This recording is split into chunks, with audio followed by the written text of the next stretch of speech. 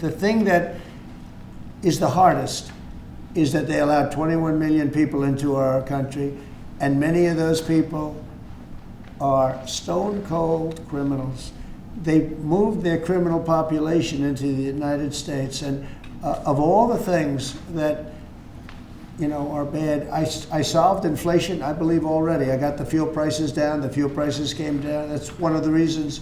They screwed up the energy. They screwed up the cost of gasoline and oil and gas.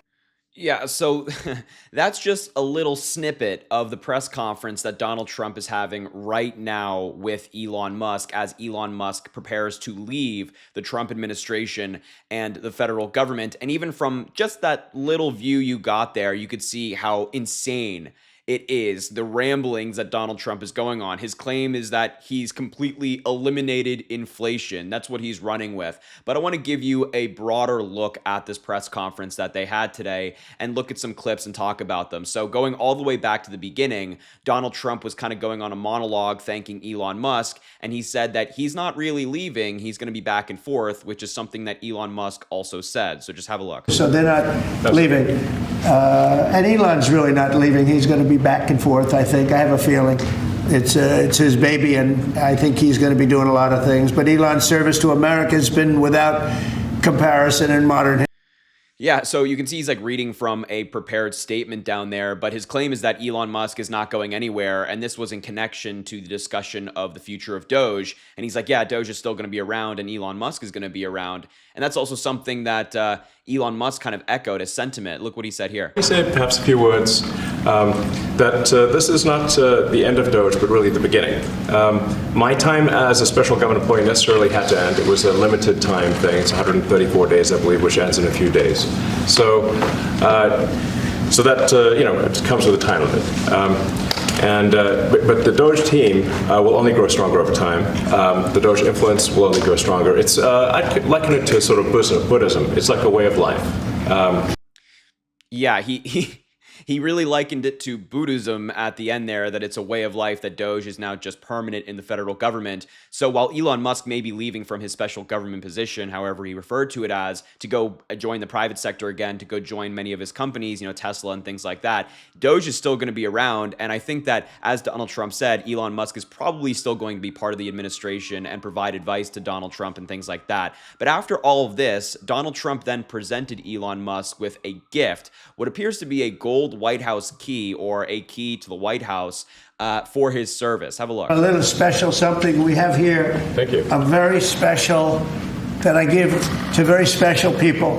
I have given it to some, but it goes to very special people, and I thought I'd give it to Elon as a presentation from our country. Thank you. Thank you, Elon. Thank you. Take care of yourself. Thank you. This is a lot. The luck of this is amazing. Yeah, so Elon Musk gets an award for failing.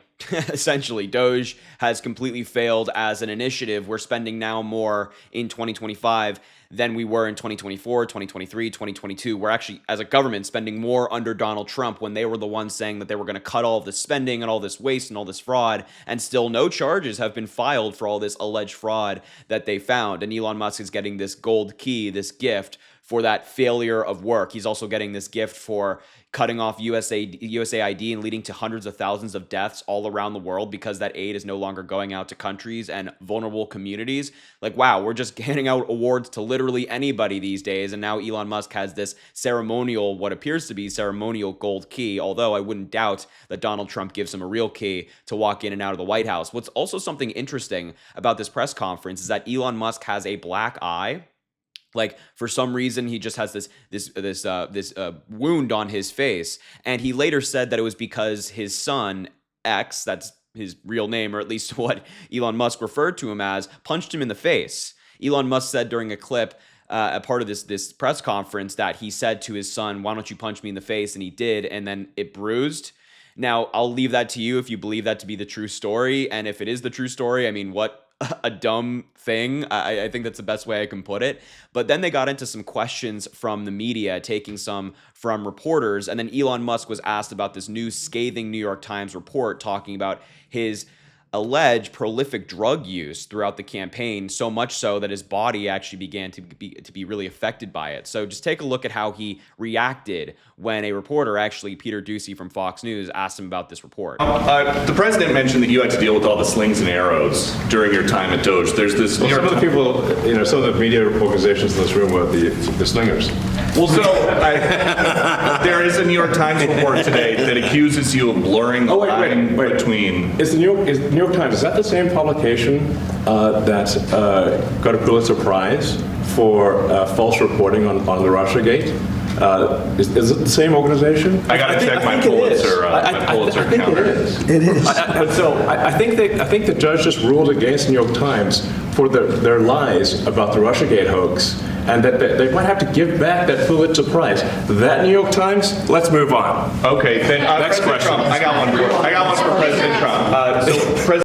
Yeah, so you can see that this report has really gotten under Elon Musk's skin, so much so that he's dismissing a Fox News reporter, someone who is pretty much on his side on literally every issue, and just attacking them for their reporting their Pulitzer Prize that they got for early reporting, saying that it's going to be taken away. I mean, clearly this man is very angry about this report, and it's pretty scathing. Here's the New York Times article that came out today, and just the first couple of paragraphs are really, really damaging for Elon Musk. As Elon Musk became one of Donald Trump's closest allies last year, donating about $275 million to help him with the presidency, he was also using drugs far more intensely than previously known, according to people familiar with his activities. His drug consumption went well beyond occasional use. He told people he was taking so much ketamine, a powerful anesthetic, that it was affecting his bladder, a known effect of chronic use. He took ecstasy and psychedelic mushrooms, and he traveled with a daily medication box that held about 20 pills, including ones with markings of the stimulant Adderall,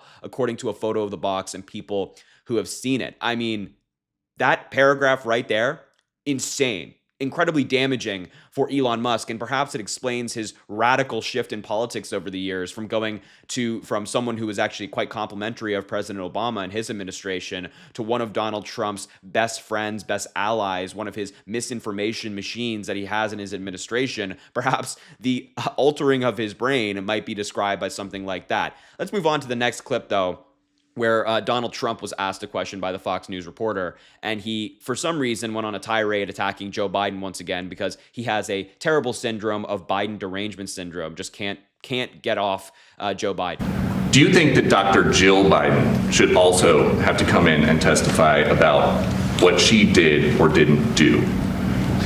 Well, I hate the concept of it. It's the wife of a man who was going through a lot of problems, and everybody that dealt with him understood that. And I guess it came out during the debate loud and clear. That was the biggest signal of all.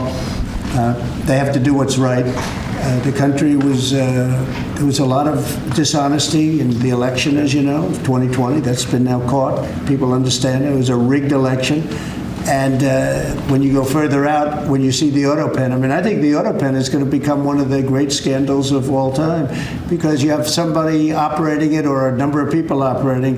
Because I knew Joe Biden. Joe Biden wasn't in favor of opening up borders, letting 21 million people into this from prisons and mental institutions and gang members. He wasn't into that at all.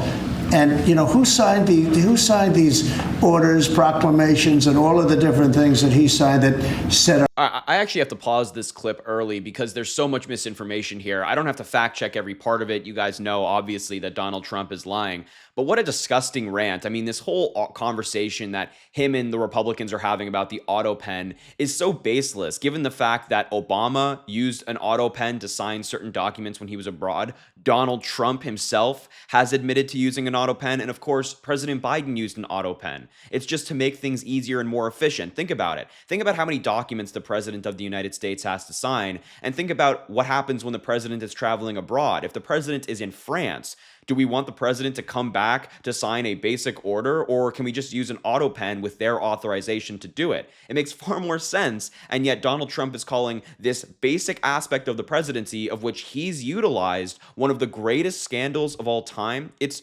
ridiculous, and his rant attacking the Biden family and Biden himself and his policy is just so baseless. It would take far too long to go and debunk every single thing. But let's move back to these clips, and I want to show you one final one before I leave leave it here, which was Donald Trump didn't rule out pardoning Diddy.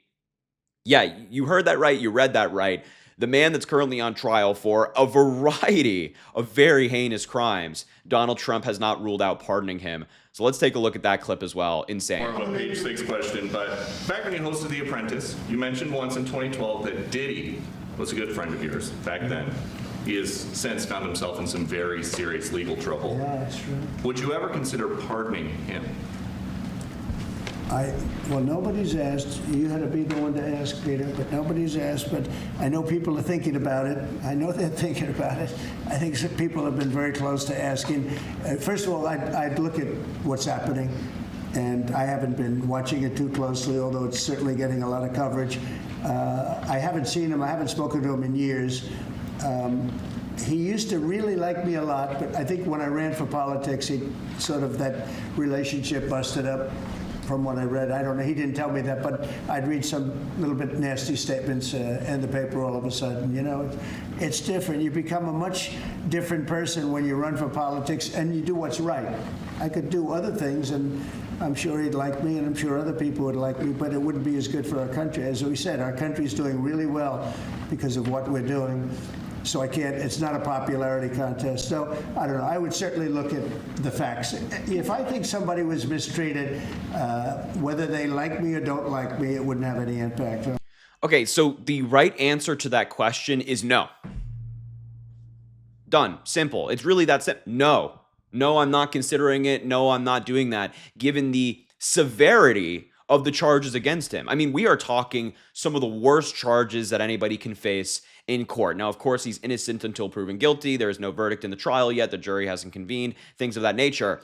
But no, the answer is no. Any normal person would say no. Joe Biden, Obama, Bush, Clinton, Ray, I think any of these presidents before in the same circumstance would say no. And many of these Republican presidents I have strong disagreements with. But Donald Trump is flirting with it, saying, well, I'll take a look at the facts. Maybe he's been mistreated. And anytime Donald Trump pardons somebody, he uses that as an excuse, that they've been mistreated, that there was some bias in the justice system against them because they're MAGA or something along those lines. We've all seen it before.